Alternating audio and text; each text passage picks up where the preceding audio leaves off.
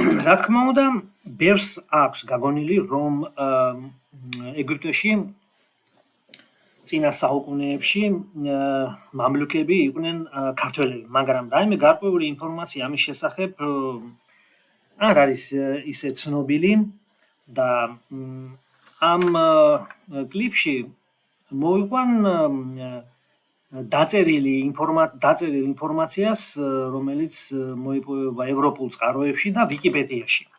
ანუ ისის გადამოწმება შესაძლებელი. ამ ისტორიას პირდაპირ ნაპოლეონიდან დავიწყებ, ვინაიდან ამ დროს, რა თქმა უნდა, ინფორმაცია წერილობით სახით უკვე ვრცლად მოიპოვება და შეიძლება ამ ფაქტების დაგროვება და მერე რაიმე დასკვნების გაკეთება. როგორც ცნობილია, 1798 წელს 20,000-იანი ფრანგული საექსპედიციო ჯარი ნაპოლეონის მეთაურობით შეიჭრა ეგვიპტეში და სამიზნე იყო ინდოეთი.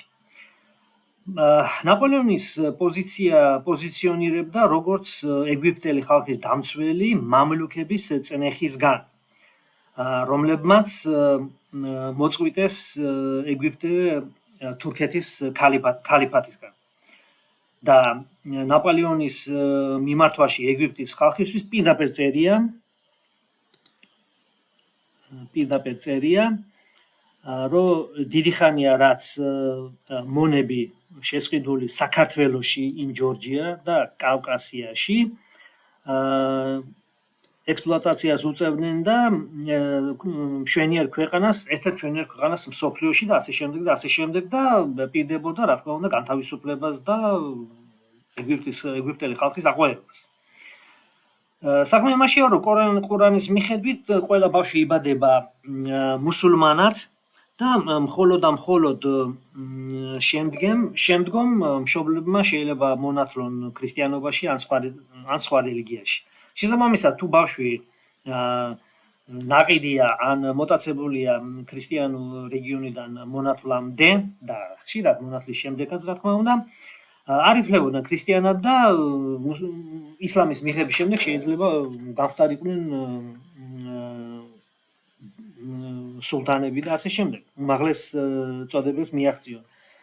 მთავარი იყო ის, რომ ასეთი შეიარაღებული ადამიანი არ იყო საშიში სულთანისთვის, იმიტომ რომ არ ყავდა ნათესაულობა თურქეთში და მათ არ ჰქონდათ უფლება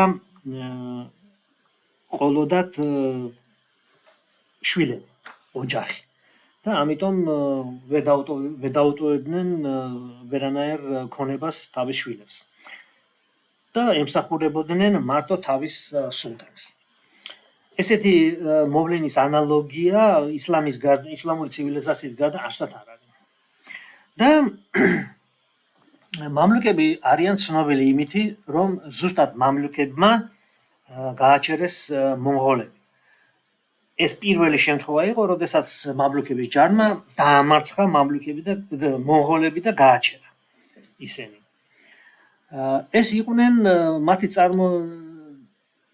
ისინი წარმოეშვნენ სალადინის აიუბიდების დინასტიის შემდეგ, როდესაც სალადინმა პირველად დაიწყო ჯვაროსნების შევიწროება და მათზე გამარჯვება, მაგრამ ძირითადად ეს წნეხი ამ ომების სიძნელე გადაიტანა მამლუქების სულტანმა კუტუზმა და შემდეგ უკვე დაასრულა ეს შემდეგ სულტანმა ბეიბარსმა. კუტუზი იყო, როგორც წერია, ყიფჩახი ან პოლოვეცი. ანუ ყველა შემთხვევაში მომთაბარე უზარმაზარი, ესე იგი, ამ სტეპების დნეპრიდან ურალამდე. მაგრამ საინტერესოა, რომ ეს მონღოლურ ხანს უწევდა, რომ ჩვენ თუ ჩამოვართ მთებიდან, ხვდებით გააფრთებული ლომებიო. თუმცა ძალიან საინტერესოა, როგორ შეუძლია ეგვიპტის მაცხოვრებელმა ასე პატივისცემით მოიხსენიოს თავისი თეოლოგიური წარმოშობა. მაგრამ საქმე იმაშია, რომ იმისგან მიუხედავად, რომ ეს მომთაბარე იყო, სტეპის მომთაბარე იყო, მის ჯარში უკვე იყო დიდი რაოდენობა კავკასიელი ჩერქეზების ეს ნელა იზრდებოდა და იზრდებოდა. რაც შეეხება ბრძოლას მამლუქებსა და ჯვაროსნების შორის, მამლუქებსა და მონღოლებს შორის, ჯვაროსნებმა რასობრივი კითხვები დააყენეს უფრო მაღლა ვიდრე რელიგიური უთანხმოება ისლამსა და ქრისტიანებს შორის. იმიტომ რომ დაინახეს მამლუქები მიხვდნენ რომ ეს უმცროს საშინელებაა ვიდრე ისლამი და გაატარეს მამლუქების ჯარი თავის ტერიტორიაზე და შესაბამისად ისინი მოხვდნენ მონღოლების ზურგში დაარტყეს ზურგიდან და შესაბამისად მოხდა ეს ცნობილი ბრძოლა აიჯალუთში 1260 წელს, როდესაც მონღოლური ჯარმა პირველად იწმია დამარცხება. შემდეგი დიდი სულთანი იყო ბეირბასი, უკვე ჩერქესი იყო. რუსული ვიკიპედია მაინც უძახის პოლოვეც კრიმსკი კიპჩაკ, მაგრამ გასაგებია რომ ინგლისური უკვე ჩერქეს უძახებს, უკვე ჩერქესების რაოდენობა იზრდება. ხელისუფლება ჩაიგდო ჯან ჩვეულებრივად იმ დროისთვის ბეირბასი მივიდა კუტუსთან ხელზე ეამბორა, მაგრამ ამის მაგივრად სტაცა ხელი ხელს და მეორე ხელით მის თანხლებმა და მეორე ხელით მოკლეს ეს სულთანი და თვითონ გახდა სულთანი.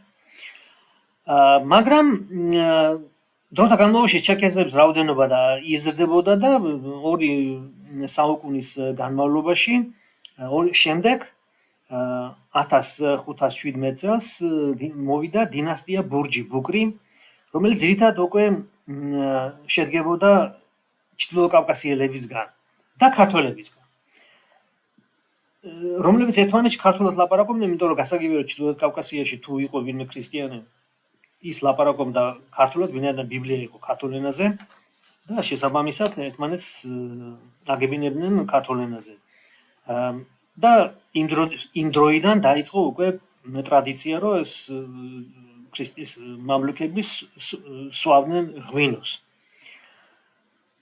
მაგრამ 1517 წლისთვის უკვე ოსმანები გამაგრდნენ თურქეთის ტერიტორიაზე, კონსტანტინოპოლი აიღეს და უტევდნენ ევროპას და მოტრიალდნენ ეგვიპტესთვისაც მოიცალენ. თურქული იანიჩარები რა თქმა უნდა აგრეთვე იყვნენ ქართველები და კავკასიელები და რა თქმა უნდა დაიპყრეს ეს ეგვიპტე, მაგრამ მამლუქები ბურჯის დინასტიის პრინციპში მაინც დარჩნენ მმართველი ელიტად და სიმბოლურად კი ბატონო გახდნენ ოსმალური იმპერიის ვასალები. ეს დიდხანს არ გაგრძელებულა, რამოდენიმე წელიწადში 1523 წელს თურქული სარდალი ქართული წარმოშობის აჰმედ პაშა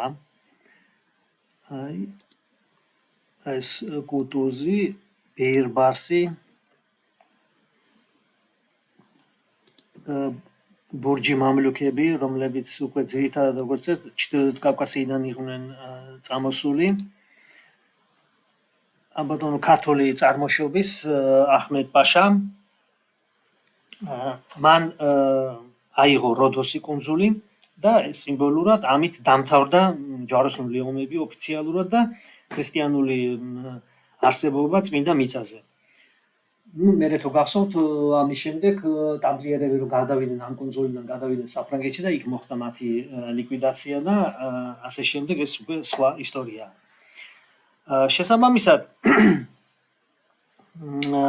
თურქმა სულეიმანმა, რა თქმა უნდა სულთანმა, რა თქმა უნდა